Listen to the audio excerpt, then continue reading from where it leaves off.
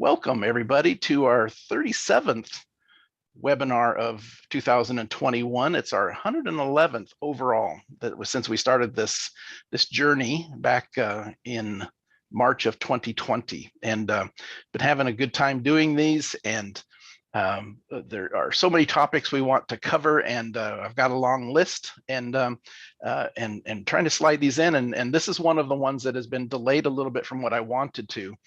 Eric has co-hosted with us a number of times before, but he hasn't co-hosted with us since right at the end of last year. And so I've been wanting to slide him in, and of course we're busy, and Eric's busy. He's running a business and doing tons of data work with other folks. But so glad to have him back here. We're able to ask him, and he was able to find some time to join us. So what we're going to talk about today in this webinar is, we're titling it Sprint Kart Data Analysis, 3 Fast Tricks. There's I work in this whenever we're teaching people and working with people about these kind of things. I always talk about what happened, where did it happen, and why did it happen, right? Those are 3 things that we try to always chat about. And the other one was, how are you going to use your data? And it's driver performance, or vehicle health. So there's a lot of 3s in our world that it's easy to remember. And it's typically, that's about as much time as you have to do in between sessions sometimes. So it kind of works out. So we're gonna pick on Eric's background and his experience, and how he can get through things in kart racing. Those of you that are race sports cars or off-road or some of the different things that we have here, sometimes the time on track versus the time that you go back out on track, the time that you have time to look at your car, your race vehicle, and download the data and take a look at it, that stretches out. And from my time in karting, and even when I go visit kart races, even today, boy, you come off the track, you really only have time to get some water, check your tire pressures, maybe change your gearing, maybe download the data. But it's so hard. You got to pick out the right thing to do, because you're going right back out on track within probably 30 or 40 minutes. So you got to come up with fast ways of getting down to the data that you're really after, to see what you need to work on the next thing as a driver, the driver performance part of the triangle. So Eric suggested that we come on and we chat about this, and I appreciate that very much. So we're going to talk about those 3 tips that he has, that he jumps in and looks at and gets him maybe 75-80% of the way of data analysis right off the bat. So just a little bit about Eric. Introducing Eric, he has been here before, as it shows here. This is his 5th time co-hosting with us, and we appreciate that. Eric is from Colorado, and he's the owner of Point Karting. He's a national level driver, and he's an instructor, author, and race administrator. He's all over that world of karting, right? And he has done something that I really like, and I make sure I always include it in these introductions. Karting 101, a guide for new karters. Karting is such we have so many people come into it, and often it's parents with their kids. Is not a rare thing to have happen, and maybe they've never been in any form of motorsports before, and it can be a very overwhelming thing. So I love having folks like Eric in the sport that are happy to teach people, and then he's created something that the folks can even download and read, and this guide for new karters. I think it's an important thing. And he also is enjoys teaching, and so he's done several AIM Sports Data webinars and seminars, in place, open before COVID, in Colorado. And he's trying to adjust that right now, and maybe he can speak to that in just a second, to where he's going to start doing some of those in an online format. So I think he's got some already planned up. So welcome, Eric. Again, I appreciate you coming and doing this. What can you add to that a little bit more about yourself and what you do? Well, I appreciate it. Thank you, everyone, for tuning in. I don't know if I have a whole lot to add, Roger. I mean, I think that's probably enough on me. I'm just excited to be here and talk about data, because it's one of the things that I enjoy doing the most, and I find the most interesting. So we use it day to day at our trackside support program. I'm a big believer and proponent of it, being just a part of a karter's daily habit on the track, and really any form of motorsport. With the Micron product, there's so many different products that AIM offers for different motorsports discipline. But at the end of the day, all of us want to get faster, understand our engines or our vehicles better. And so a lot of these common threads, things that we're going to go through, tools that we are able to use in Race Studio are really going to be, a day-to-day thing for everybody. So hopefully this will be a little bit more boots on the ground at the track applied case study that we can then give to people here that are attending and they can use it moving forward. Yeah, absolutely. And as I mentioned, it's even though we're going to focus on karting, and as you certainly said just a second ago, it covers the wide range. I'm lucky enough to be able to go to an IndyCar event and a stock car and karts and motorcycles and hydroplane racing and snowmobiles, and when you really start looking at the data, we're looking for the same things, right? It's the money channels. It's all about getting around the track fast and having the highest speed as possible, and then how you dig into that sometimes is slightly different, but it's very, very close. So perfect. Let's jump in. Where the presentation will be available to you on for those of you watching live. We might have the link come up here in just a moment, and for those of you watching later on YouTube, if you open up the view more, see more button down there in the description, you'll have a whole bunch of links that we're going to talk about today. They'll all be available to you, including the data that we're going to look at, the profile, so you can set the screen up in a similar way, and the math channels that we're going to talk about as well. So all of that is available for you to download whenever you wish as well. So, okay, let's the presentation really only has one screen, right? Because we really wanted to, Eric really wanted to do this in live data, be able to walk around and talk and move and go wherever we wish to go. So, Eric, let's talk a little bit about where we're going to go with what we're going to do, and maybe even tying it back a little bit to your previous webinars. Sure. So, some of what we're going to talk about here is actually going to be definitely arcing back to previous webinars that we've talked about, but with new audiences and with people constantly needing the support of the track, it bears repeating. So the first concept that we really want to talk about is something that when I started looking at Micron data and AIM data is there's so many buttons and so many things and so many sensors that you can plug in or you could be looking at, so many channels that we could be looking at, that when you're at home or at the hotel or away from the track, it's great to look at all of those things. But when you're in a time crunch where you maybe have a 10-minute window where you realistically can actually be looking at this, we want to get down to brass tacks, and we want to get down to what we're actually going to be able to glean something meaningful from. And Roger has, when I was learning how to use the AIM product and the Micron product, has brought forth the concept of what he calls money channels. And I love that little nickname for them because they really are the ones that are going to make the biggest difference. So in karting and in other forms of motorsport, your mileage may vary a little bit. You'll find the channels that you like the most. But in particular, the speed trace, the lateral acceleration, and the longitudinal acceleration are usually going to be the three that are going to be by far the most important. I would say after that, for engine analysis, obviously engine RPM, exhaust temperature, things like that are going to be important. But the typical prioritization of things is going to be first, the driver performance, then the vehicle performance, and then maybe engine performance after that. So that money channels concept is really where I like to start with, and it kind of dictates the channels that I like to look at when I look at data at the track, when I'm trying to do driver coaching with a driver or check something out. Those are typically the first ones that I look at. Perfect. The other one, of course, that is a money channel in my mind, at least, is lap times, right? That even drives me where I even start before I look at those other channels. So to me, those ones are lap time and speed, and then all of the rest of those are telling why those two are up or down, right? What happened, where it happened, why did it happen. Another layer of three items to consider is the other thing that I like to do as well. So you have three things that you like to do almost every time, and we've got them kind of bulleted out here.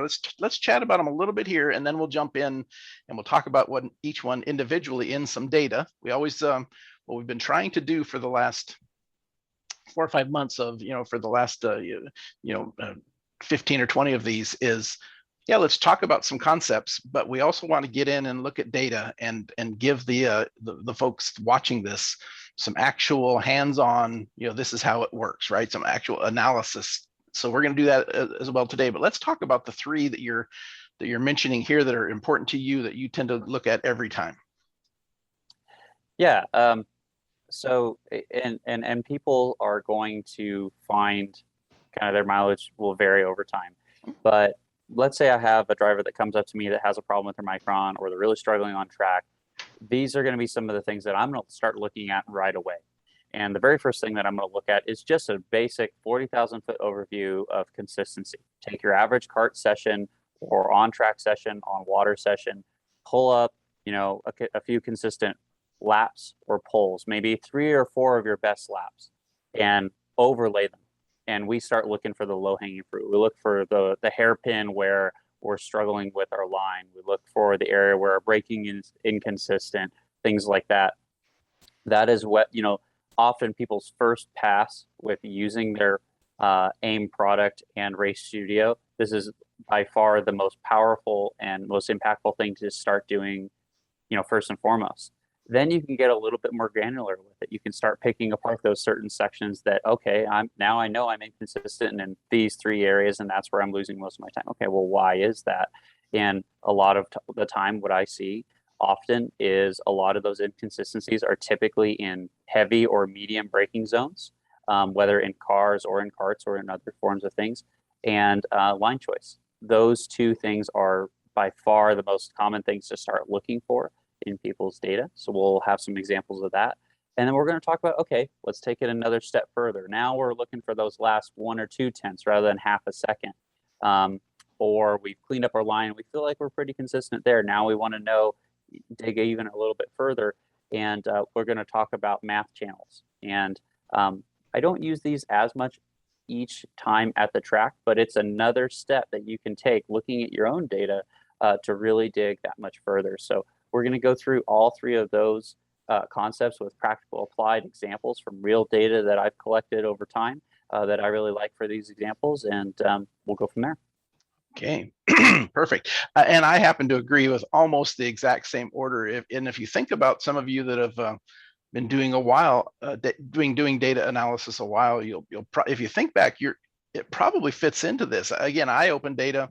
My eye looks at, if I walk into a paddock area and somebody asks me to come over and take a look and see if I can help them a little bit, consistency is the first thing I look at. I bring up, 3 or 4 laps right off the bat, and okay, where is this driver at? Because we can't be super fast if we're not consistent. It just you might throw that one outlier out there or something, but that's there's being fast for a lap, and then races are ran from the green flag to the checkered flag, right? So you got to string them together.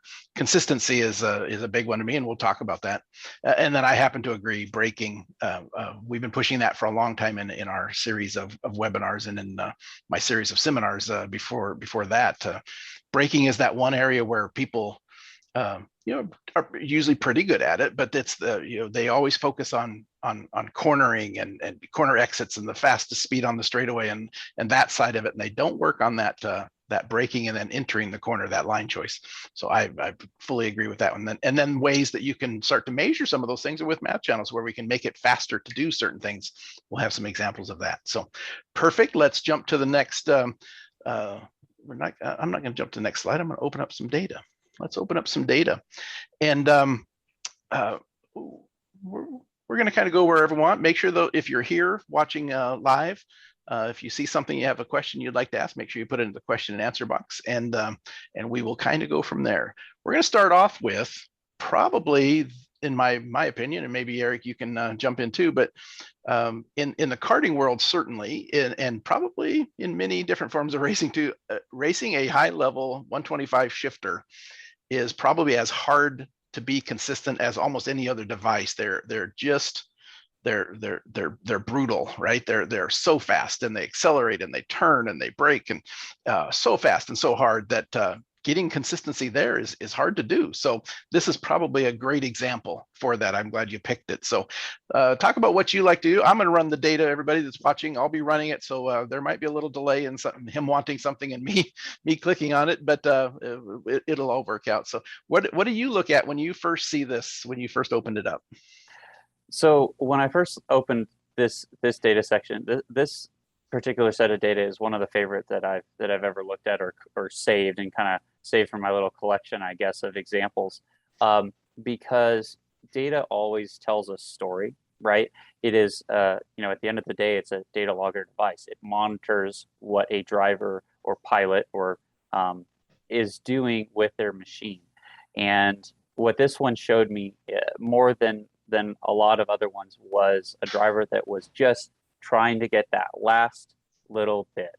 And from a consistency standpoint, what stood out to me, you know, the most was very, very interesting. So, you know, I guess to wax philosophical for a second, what you will find is as you start looking at your own data or comparing it with other people, is you'll start noticing those differences, right, between driving style, when you start getting on the pace, and different things like that. So this one was a great example to me of data actually coming alive and really showing, you know, someone's intent beyond just what we're looking for. But I also wanted it to use it, even though it's a national level driver and it's very, very consistent. I wanted to show that even at that level, doing a basic consistency analysis within 30 seconds, you can make a conclusion that's going to then help you give feedback to even, you know, the most experienced level of driver.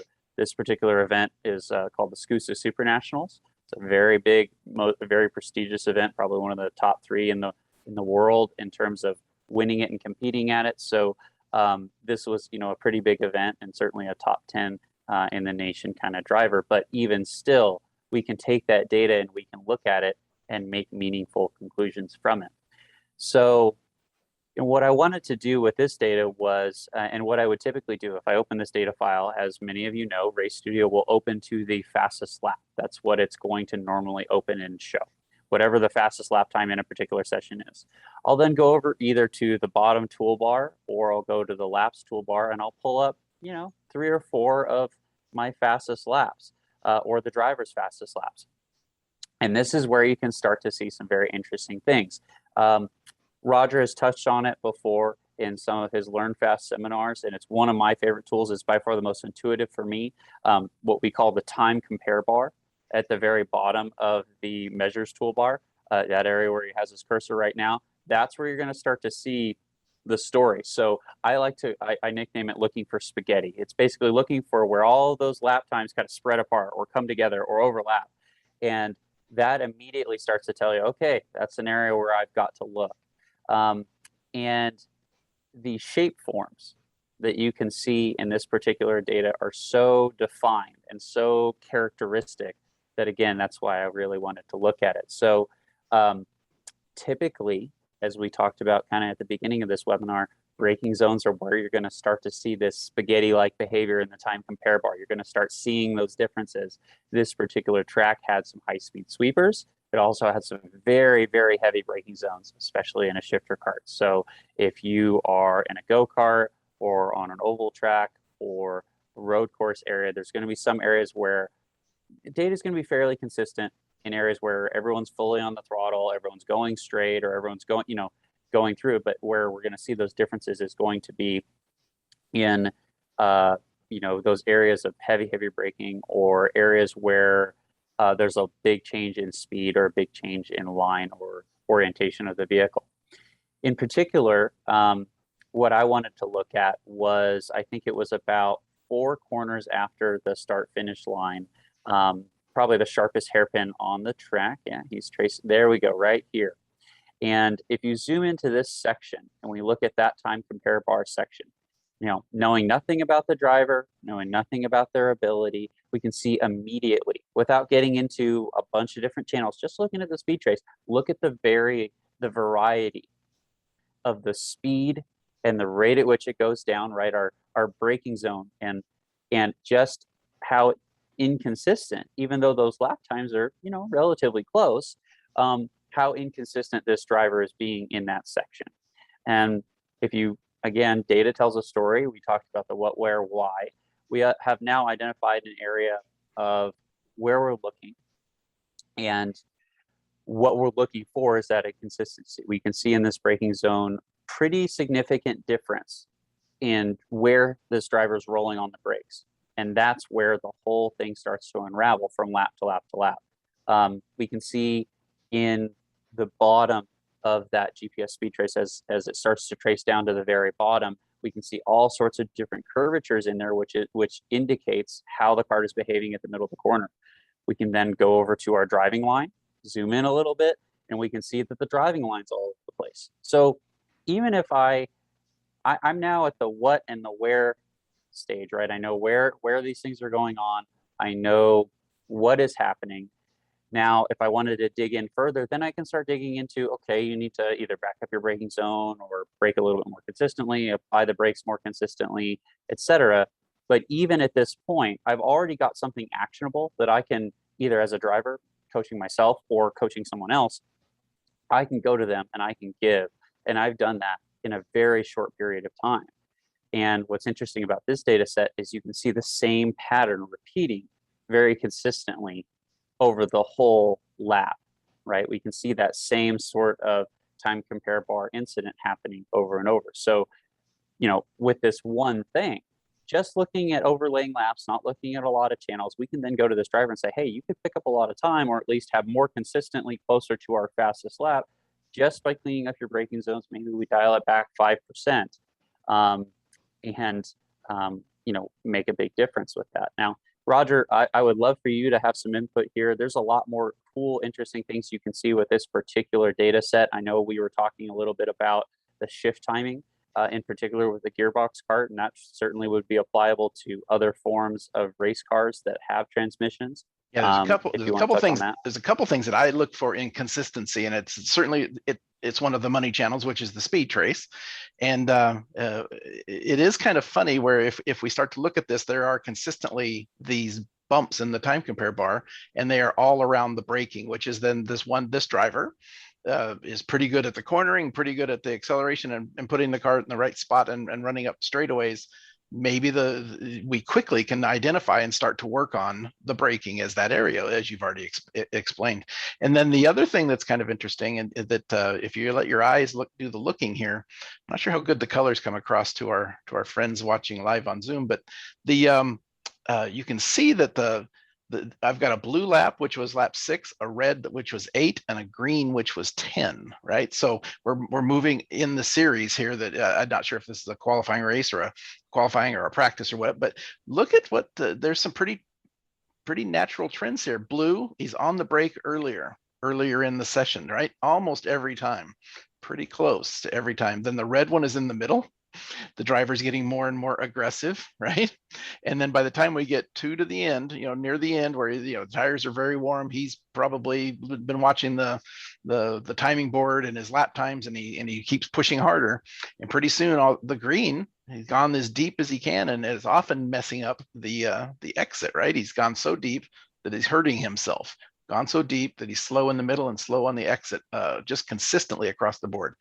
That was one of the ones. I know you kind of said all of that, but I thought I would just reiterate it one more time. It's not just that one corner that we looked at as well. It's pretty consistently the driver.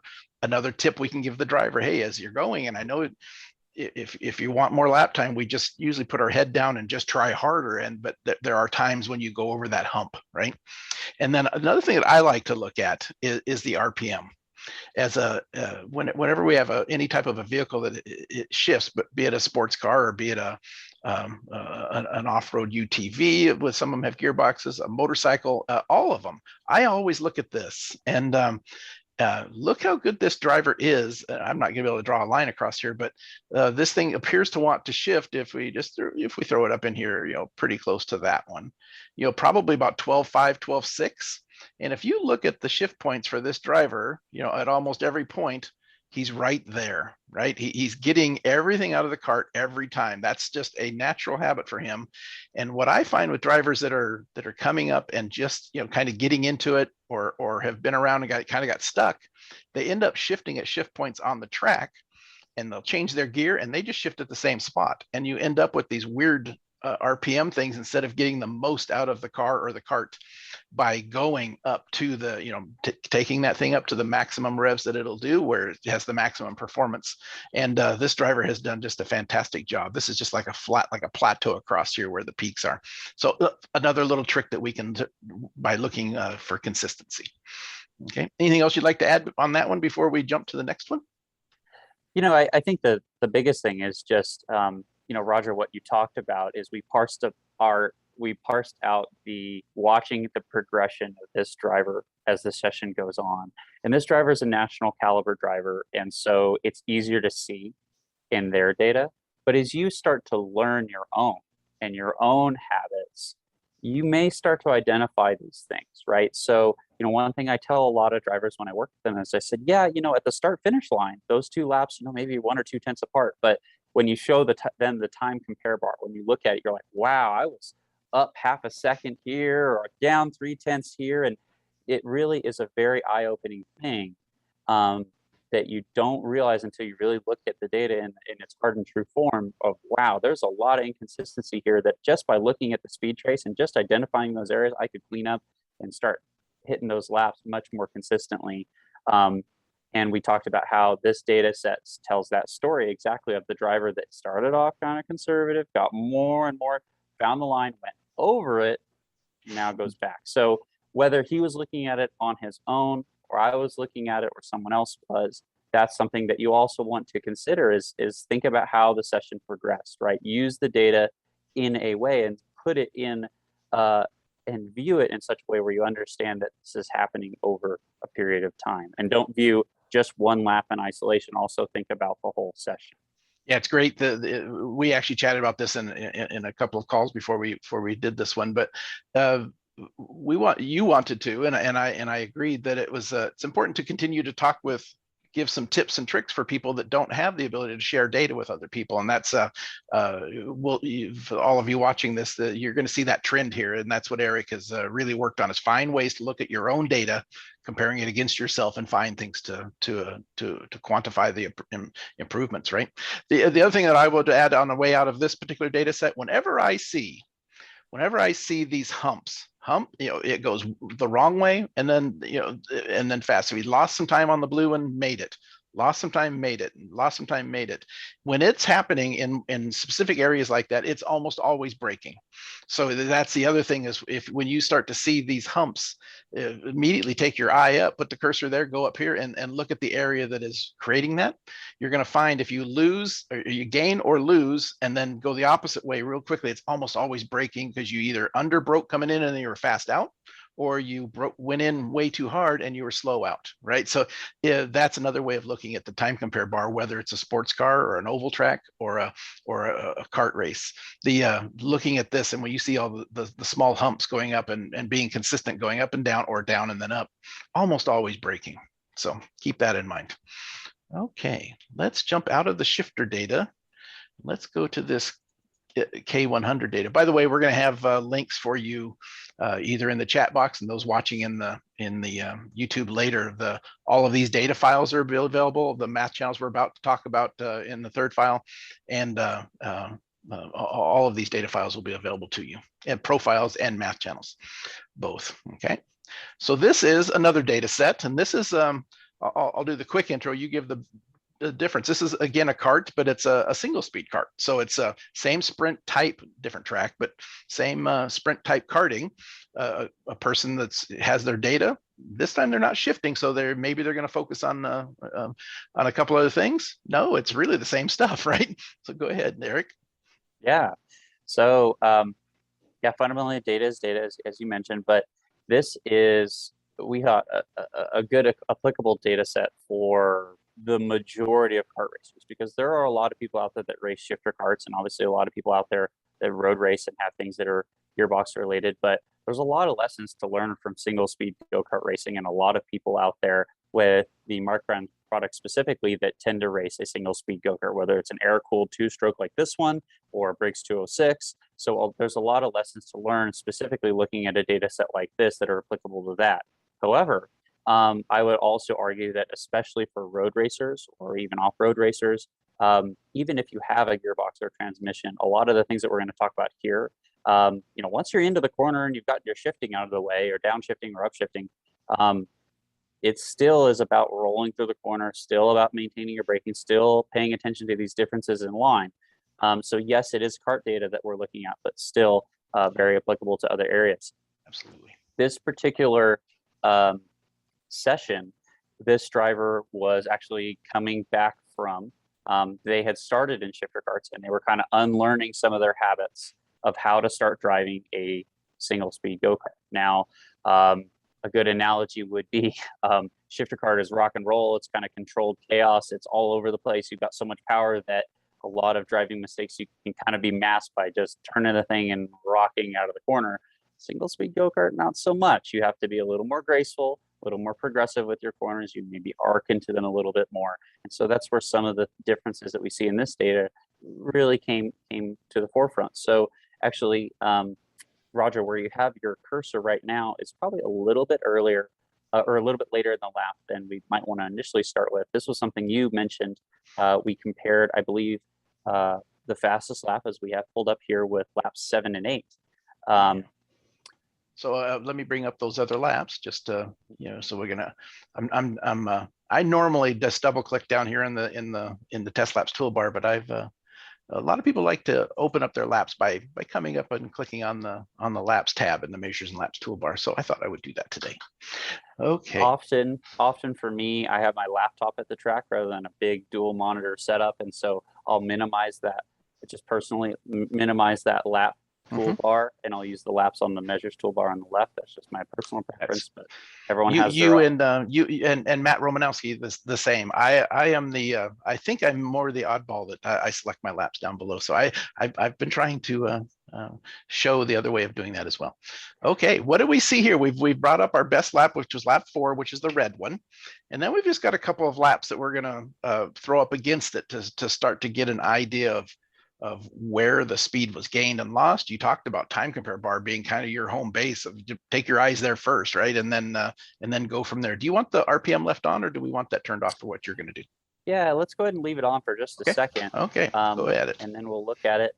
So, in this particular one, the second corner along the lap, which is where our first heavy braking zone is kind of where I want to focus first. And Roger, this was something that you brought to my attention looking at this data set yesterday about how, with our standard sensors where we don't have maybe a brake pressure sensor or a steering sensor, there's still all this capability in the Micron 5, the Solo, other sorts of devices that you can still glean a lot from.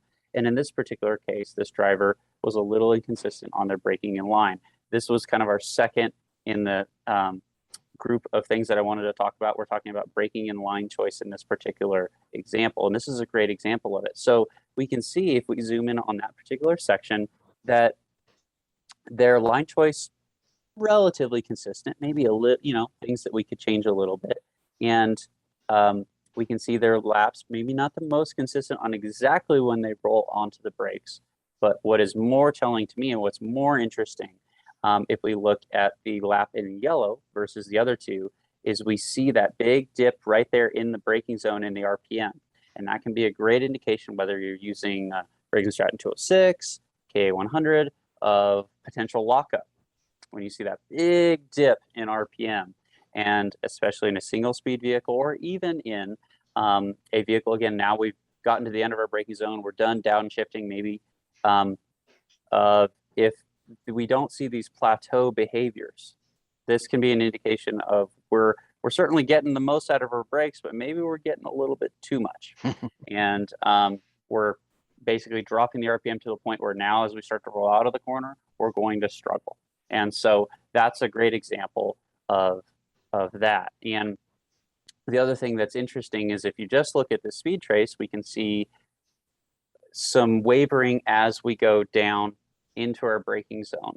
And that wavering, of course, is as the kart's decelerating, as the vehicle's starting to load towards the front. Even if the driver was super consistent with their brake application, the vehicle's traction with the track may be changing from bumps in the track, etc. But what is good about this data set is we can see as the speed starts to level off, it's very consistent. Even if where they started to brake is inconsistent, their release point and where the vehicle starts to transition into the meat of the corner is fairly consistent. So this driver would, has good fundamentals in this particular corner. We'll see later on in the lap, maybe not so much, but this is a great example of what to look for when you're trying to figure out, okay, am I or another driver I'm comparing myself to, where am I gaining or losing time in those braking zones, and how are we making those line choices? If we zoom in on the GPS-driven line tool, which is another one that I urge racers really to take advantage of, this is a fantastic one. We can see that even though our braking was a little bit, is fairly consistent, as we roll off of it into the middle of the corner, the line choice where the driver's starting to release their hands, that was a little bit different. So this would be where I'd say, okay, looks like they braked at a few different spots. That's something for concern. Maybe we're having some lockup issues here, but I'm going to set that aside, because what I'm really interested in is the driver line choice, mid corner and off of this corner. That's another thing that I want to look at and see how that manifests itself. So AIM Race Studio has the fastest lap that you run in a session normalized. So everything's compared to that, right? So then I will look back, and what I'm illustrating here is how we can use all of our tools just with a few simple channels or money channels to tell a bigger story than what we might look at just simply from looking at the consistency analysis. So now I'm using my GPS driven line tool. I'm starting to look at the mid corner and off. I'm looking at that lap in green or teal and yellow versus my red. Looks like the red one, we arced into the corner with just a slightly wider radius. We were much more aggressive on the braking. We were further over to the left as we came into this right-hand bend. And as a result, we were able to hold a slightly tighter line coming off the corner. We had better exit speed, and it looks like we were able to just in general be more aggressive into the corner without a huge penalty coming off. The net of maybe where the other ones were better in the middle of the corner because they braked earlier isn't enough to outweigh just being slightly more aggressive on the brakes. However, your mileage may vary, depends on what you find in your data.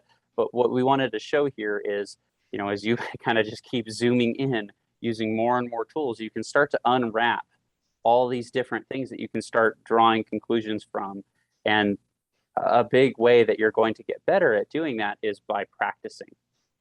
Find an easy example where maybe think back in your mind after you came off, you're like, yeah, okay, that's where I made that mistake. And look at what the data looks like. And then that helps you as you get to harder and harder examples where you're not quite sure what the data is telling you. It will make it easier for you to start making those analysis.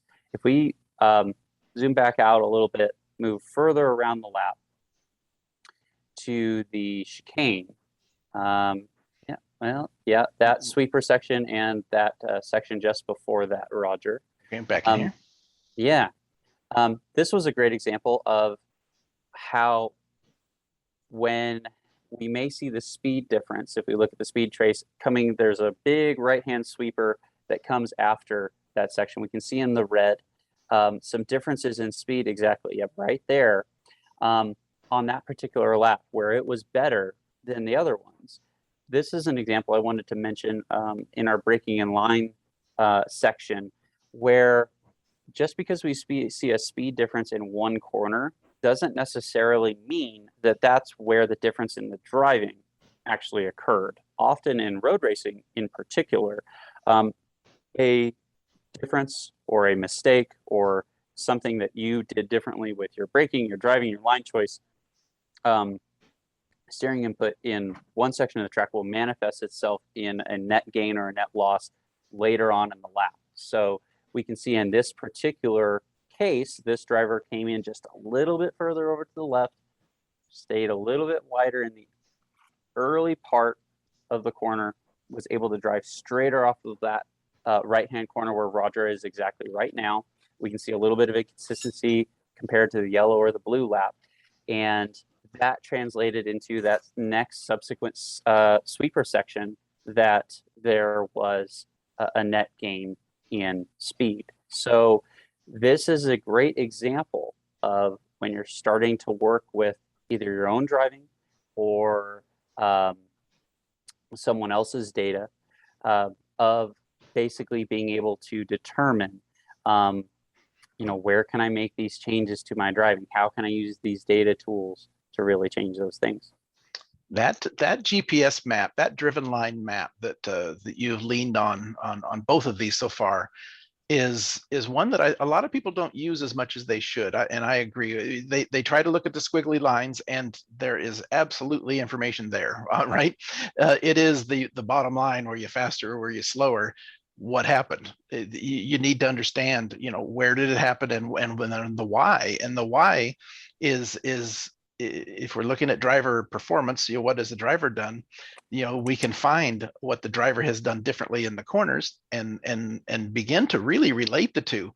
Whenever I see something like, where you're at, or even better, this one to me is classic, right? We talked about coming in there, and if we zoom in a little bit, back to this one a little bit, the red one's out there in this a very difficult corner, a decreasing radius corner, where the driver is not only decreasing radius, but he's on the throttle hard, and then right in the middle of this whole mess decides it's time to brake, right?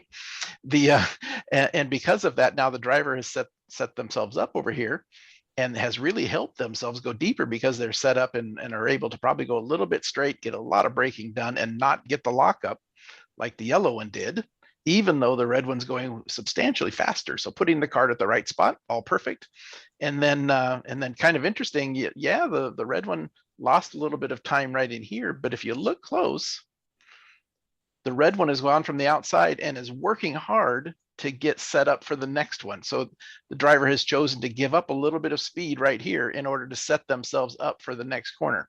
Eventually it caught up, going wide and trying to get over at this point, it actually kind of caught up with the driver, right? Went in too hot, and now all of a sudden has thrown themselves out, and then had to pinch it off coming off, which really hurt their speed coming off.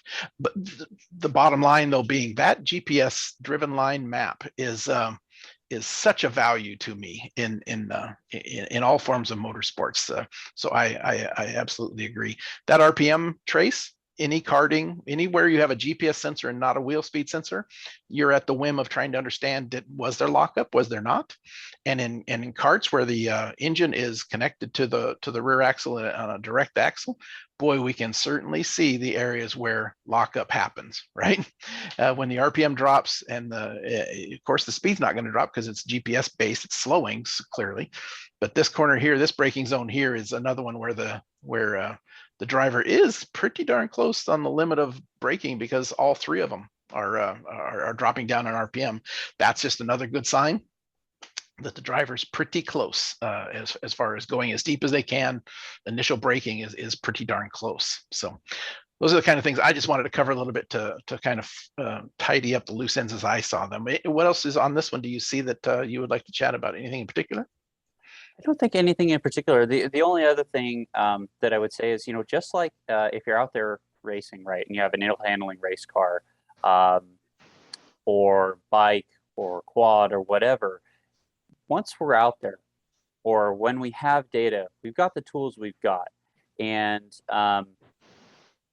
apologies, I might have someone walk into my shop here. Give me 1 second, guys. Sorry. Okay.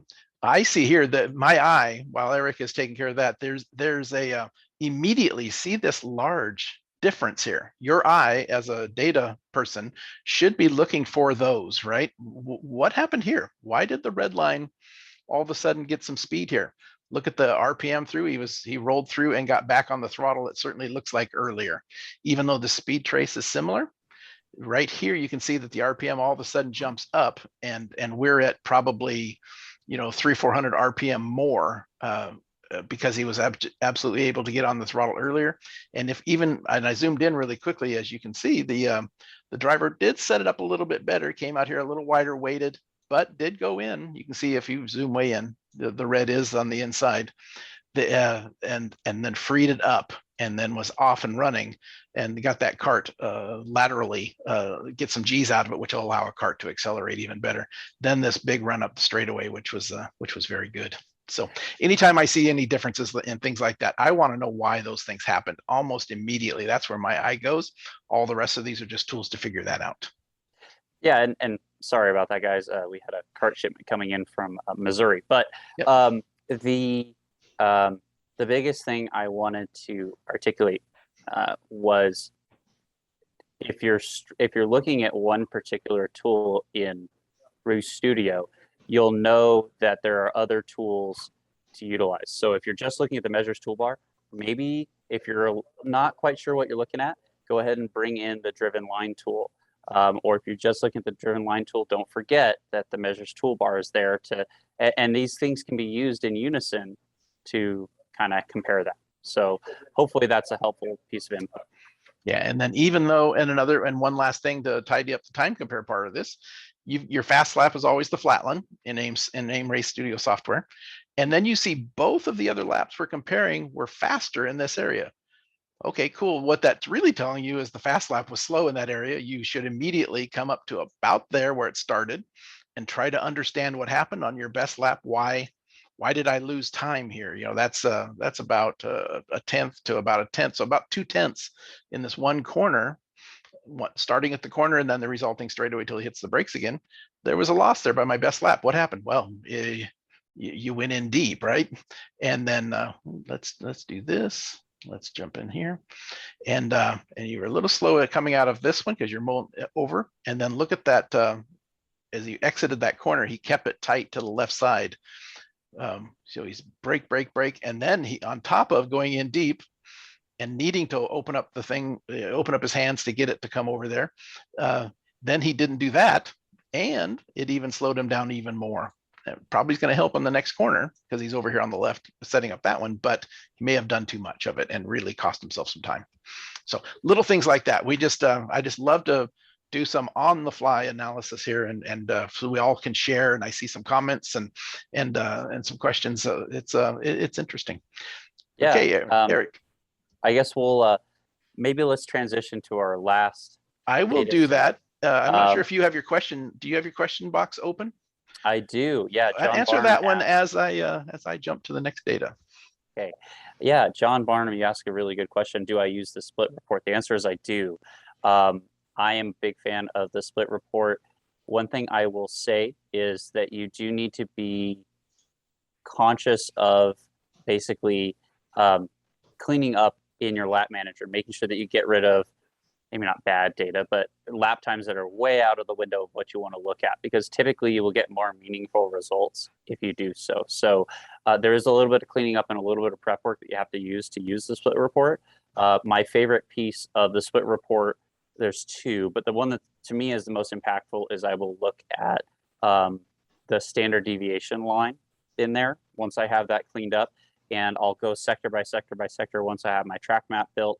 And that'll tell me the areas when we're comparing consistency. This is another way to do it, of where the driver is fairly inconsistent. At least in karting data, what I have found is a standard deviation once you have lap times that are, say, within 0.5 of each other, that kind of spread. Standard deviation in those areas, anything above a 0.05, that's typically where I start looking the most. You can also kind of use it as a progress report.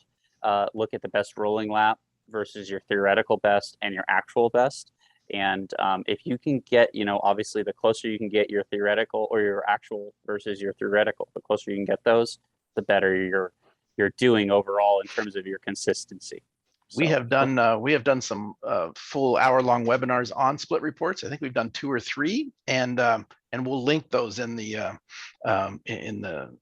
description box below on YouTube for some more information. I have a feeling, Matt, you can help me if you know. Next week, I think we're gonna kind of jumping ahead in our discussion here, but next week's webinar is going to be a kind of a back to the basics kind of a thing. a little bit of what this one is too, but Matt's going to come in and co-host with us, and starting right.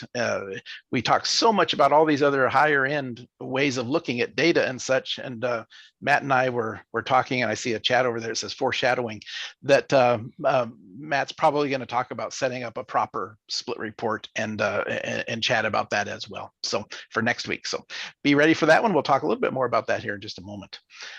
This one is, tell us what the Kart is and a little bit about it, and where we're going to go on this one. We've got about 7-8 minutes to get through this one. I think we're doing pretty well. Yeah, we're doing pretty well. We're staying on time mostly. So I like to talk a lot, so that's not too bad. This is a track in Phoenix. This is a Kart that has a Briggs & Stratton 206 engine on it. So high horsepower. Not that much. We joke a little bit, right? The obviously low horsepower, but lots of grip, and really important to keep your consistency very, very good, and your speed in the corners and corner exits especially. Mm-hmm. So Roger, this is a great example of where we can start using some math channels. This was kind of the third bullet point in our slides of now we want to dig a little bit deeper. Let's say we've got a driver that's we feel like we've got the basics down. We've got the braking, we've got the line down, but now we want to start using some more tools to really dig into areas that maybe we can't normally see with the standard off-the-shelf channels. And so you've come up with this radius tool for this particular data set. And I believe in addition to our lap 5, I think it was I want to say it was lap 7 or 8. 7 and 8 is what I remember we chatted about, that we will throw up against that one, just so we have it. And the math channels, right? They can be, let me go back to my matrix graph. They can be a little complex, but they're not as bad as what you think, right? So I'm going to say it again now. A couple things on the math channels that we can chat about, but I've done it. There's a video. Brick will probably link it for us here in the chat box. It'll be in the description below, where we do I had a conference, it was a Zoom call, but we recorded it with 3 or 4 users talking about the GSUM math channel. And it is a great primer, a video to watch, where I just go through all of the functions of the math channel functionality, and some of the stuff we're going to go over fairly quickly here today, and allow you how to kind of use it. If you're going to start playing with math channels a little bit like we're going to talk about today, think about watching that one. And then I also have a package, an email that I have written up, and that we send out to anybody that writes me an email. Note my email address will be available here at the end, Roger, ROGER @aimsports.com, where I send out a spreadsheet, a few documents, and the import files for a series of math channels, either GPS based or sensor based, or both, and where you can bring in a lot of the stuff we're going to talk about here today. And it's a great primer. It's a great way to start your math channel journey without having to write a whole bunch of stuff, or at least bring them in and have good examples of how to tweak them for yourself. So that'll be available to you. All you got to do is email me. I'll send them right back out to you. The one we're going to talk about today is a radius channel. Mathematically, we can take some data. I'm just going to open up the math channel function, and there's a radius channel here. It's included in the math channels that I send out, so you guys can take a look at it. There's the math channel itself. I probably wouldn't have come up with that in 80 years of life. Many people have written it, and I've tweaked it a little bit to make it work for what I want. And there it is. Here's the kind of the setup for it. We're not going to go through a lot of this just because it's included in those other videos and then the documentation that I'll send out. I have tweaked this one for karting. Typically, I have a full scale and a 0 scale, our upper bounds of what we view at 2,000 feet, because a lot of people use them in sprint cars. The corners are much longer, and of course radiuses are bigger. So I've tweaked this for karting to be 500 feet as far as when it stops calculating the curves. Any radius bigger than 500, it considers it to be a straightaway, and then of course did the scaling change here. So let's jump out of this and let's talk about what it is, and how to use it. You see these curves down here, right?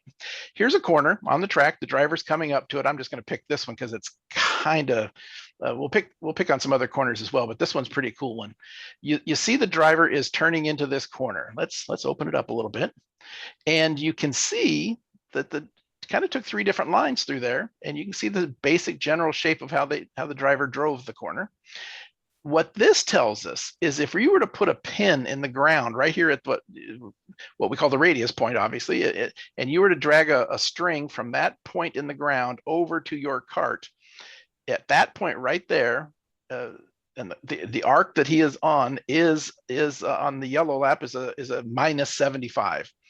Left-hand corners are negative, positive are right-hand corners by the way the math channel works. This happens to be a left-hand corner. So it's 75 feet from the point that he's pivoting around. Now, okay, big deal, right? But here's the thing that we look at. Let me get the cursor out of the way just a little bit. Look at the shape of that. We always talk about this. Do you early apex? Do you diamond off the corner? Are you late apexing a corner? This thing of in karting, especially if you end up tightening, you turn in and then you pause your hands for a little bit, and then you have to turn again, and you tighten up the radius on the way out. Just immediately a cart just gets really irritated with that. You've got it all set, and if you open up your hands, the chassis relaxes, that inside tire touches again, and if you ask it again to turn, often it's just going to understeer and bog down the motor. So what we're really looking for is getting, we're near straight down here at the bottom when it starts to calculate at 500 feet. As it's coming up, we'll pause right there, and you can see that the other two, the blue and the red, are out here to the right, and they're having to start their arc already, right? Where so they are at 150 and 160 foot radius. They're turning sharper than the yellow one, which was at 229. And the reason is the yellow one is still going straight. That's going to change here in a little bit. If he's coming in really tight, to the left on entering this corner, he either has to go out wide, which is what he chose to do, or the cart just did, or he has to pinch the corner tighter in this area and become even smaller on the radius, right? What's really interesting is if we kind of just put this cursor in the middle of where the driver has done the most turning, it's really right in this area, right? You can see that starting to fade down for a while and then really drops out to coming out of the corner.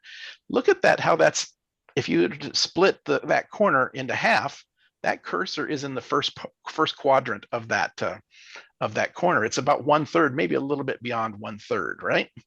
Which means that the driver has gotten most of their turning done fairly early in the corner.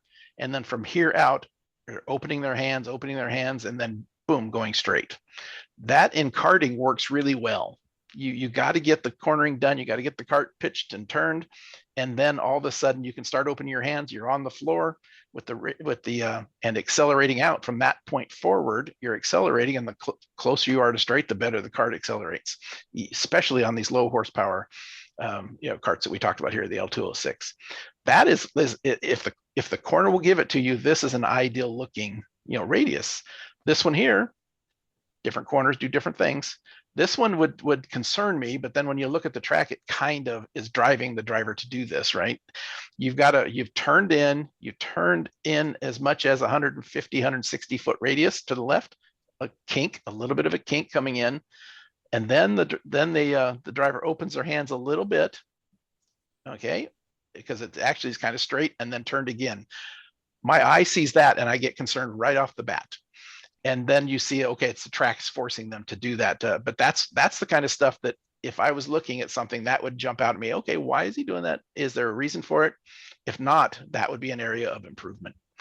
You get a basic understanding of these radius channels, and you can start to see some interesting things.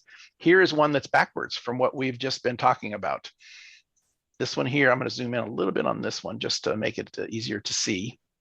You noticed here that the driver turns in and it's turning into a right, so it's a positive number. The 75, 69, 70, as they're turning around through here, and they're good, and then the driver turns even more right here. Now they're down to 60, 58, 56. It's kind of an S's. Maybe it's appropriate, maybe it's not. Boy, if I was the driver or the data guy working with this, I would work with that driver to maybe go a little bit straighter, a little longer here, and then try to late later apex that, where they're actually getting their turning done and not having to give it this additional handful. It's not a big handful, but it's this additional turning right here, which Every little probably thing. it's binding the cart down. The driver is flat to the floor, and look what it does with the RPM pulls down and the speed pulls down when they had to turn that extra bit. If they were able to adjust their line there, we might be able to pull straight through or just a little bit of a dip there and actually have a good run down this this acceleration zone. Little things like that. The math channels are there. There's one more that I'll quickly show that we had in this particular set of data. We called it bogging. All of these are available in that math channel set I had. This one here, if we bring it up really quickly, I know we're running out of time, but we've got a bogging channel. Anytime the motor is under 4,000 RPM, I've had a math channel that just quickly, so you don't have to scan the data, don't have to be looking at RPM, you can just have a channel that says, hey, if I'm under 4,000 RPM, I know the motor doesn't make much power there. So let's build a math channel. If it's under that, it's going to be a 1 if for this channel output. If it's not, it's going to be a 0. Let me cancel that. All of these 3 laps we're looking at, there is only one spot where the driver is under 4,000 RPM. It's this very, very tight corner. You may not be able to do anything because you may be at the max RPM down here, but it's just telling you, hey, this is that area. And then you ask yourself, okay, I'm going to take a tooth off and let's see how it fixes that, or add a tooth and see how it fixes it, or take one off and maybe see if it doesn't kill my time. We have bogging time and distance that we can add. Now it looks at that data where this was a 1, and it tells me, I'm just going to put the cursor up to about here, the time that each of these laps was actually bogging T is bogging time, 2.6, 3.0, 2.6. So that blue one spent a little bit more time. There it is. You can kind of see it. And this is the number of feet that it did it. Now you can compare that lap after lap, after a gearing change, after a jetting change, after a line change in that particular corner. These math channels are shortcuts for you. Once you understand what you're wanting, we have lots of them available. You apply them to your data, and then you don't have to go search quite so deep up in here in order to understand your end result. So math channels, just a cool way of doing things. We've got some other videos on them. I just wanted to reiterate them because it's just a fantastic tool for getting through your data fairly quickly. Anything you'd like to add to that, Eric? No. The only thing I would say is this is kind of the next level beyond some of the fast tricks that we talked about. This is stuff that, you may start experimenting with on a practice day or at home, build into your data, and know going into pulling data the next time you're at the racetrack that, yes, I'm going to look at these specific things because I have these objectives. Math channels are a great way to tailor the existing Race Studio software to, if you want to go that much deeper into looking for particular things that you're struggling with or particular things you're trying to understand, math channels is that next level. And yeah, you said something there that I kind of skipped over, but it's perfect. The math channels are something you go ahead and go to the track, get some data sets. Math channels can be added at home under, back in the shop, in the garage, or in your easy chair with a beer. You can start to tinker with them, and you're applying them to data you already had. And once you figure out something that gives you what you think is value to that, then you come into the math channel function and you add them over here to a general tab. So let's say I wanted bogging from now on, or radius. I click on it under the general, I move it over to the general tab, and I automatically insert into my files everything I open from then on. You can practice it at home. And then when you download it to track, all of this data is already being calculated for you right when you open the data, and boom, you have it. So practicing at home and figuring out what works for you and what doesn't. Perfect way of stating that. Okay. Perfect. Let's jump back into the PowerPoint. I appreciate the live data. I always have fun with the live data side. It's and we always hit on something that, even though we were talking about karting here, we put it across some other things and other forms of motorsports. And also, while we maybe just chatted about a couple of little things, we dive in and try to give some tips and tricks on other things as well. So let's jump back into here. And let's talk about that. This one is going to be up on YouTube as soon as we finish up here. I always have that that massive struggle to jump in and get it up there as fast as I can. Everything's a race, right? To all of us motorsports guys. So I try to get it up there as fast as I can. This one will be number 176 of videos that we have up on our AIM Sports Learn Fast E-Training video site on YouTube. So the jump out there. There are tons of videos up there, not just our webinars, the 111 webinars that this one is number 111, but all sorts of other things that are individual little things that you might want to look at. So to help you get up to speed on the software or the hardware. The customer support, our guys have been out there working and being at tracks and having a good time meeting up with all of you. If you go to a track that a larger race, typically we'll have our vans there where we can, our mobile repair centers, and the guys will be able to do a lot of work. Other events we fly in or drive to and walk around with our backpacks and make sure we try to stop as many people as we can and chat and solve and answer any questions we can. So look for us at a track when you're out there. If you don't see us at the track, give us a call. 800-718-9090 and chat with our great group of technicians. They're very, very good at what they do. I mentioned a little bit earlier, our next webinar is going to be with Matt Romanowski. He's going to come join us. I'm going to be home from Daytona at about probably about midnight on the night before the webinar. So Matt is going to be maybe a little bit more of a co-host than maybe more of the host than the co-host that day, right? I might be the co-host. We'll have to see how it works out, but I will be home very, very late and get up and start the webinar. So we'll see how it works out. Matt will do a good job as always. But what we talked about was back to the basic, getting the first steps right. We have been and it's the right thing to do. We talk about some really technical stuff and tire temperatures and pressures and cornering and math channels. And what we thought maybe it was time is to start a series of we have so many new people coming in, watching these webinars and getting into data that we needed to step back and maybe get some of those basics and build that platform up for where people can step into some of the more advanced stuff we talked about. So Matt is going to put together a presentation where we chat about back to the basics, getting the first steps right, getting everything correct. So a lot of the other stuff that we talk about works well. So we'll be doing that next Tuesday. We're going to have a good time. Looking forward to chatting with Matt again during the webinars. So all a good time. Contact information for Eric is there's his information. There's his website, his email address. I mentioned earlier, there's my email address. I talked about those math channels. If anybody wants that email, that hits spreadsheets of all of them with all of the information about each of the channels, of course, the importable files, a link to a video that helps you understand it a little bit better before you do it, drop me an email note and I'll get you that math stuff out. But Eric is available to chat with and talk with.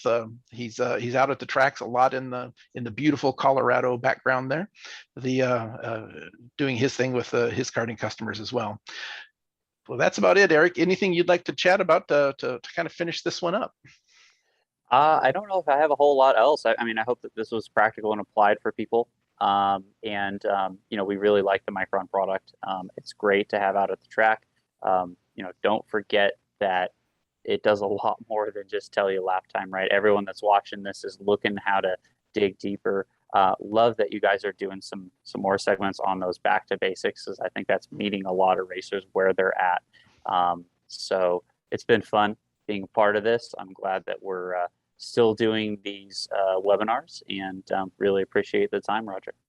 And we're going to continue to do them. I've got only, I think, a couple more scheduled. So all of you that are getting the emails weekly, you're going to get an additional one maybe in the next couple of days where I extend the webinar series out. Some of you may have looked at your calendar and it only shows a couple more, but because I tend to do 3 or 4 months at a time, right? And but we are going to extend them. We're going to continue on. They have been very valuable for many folks.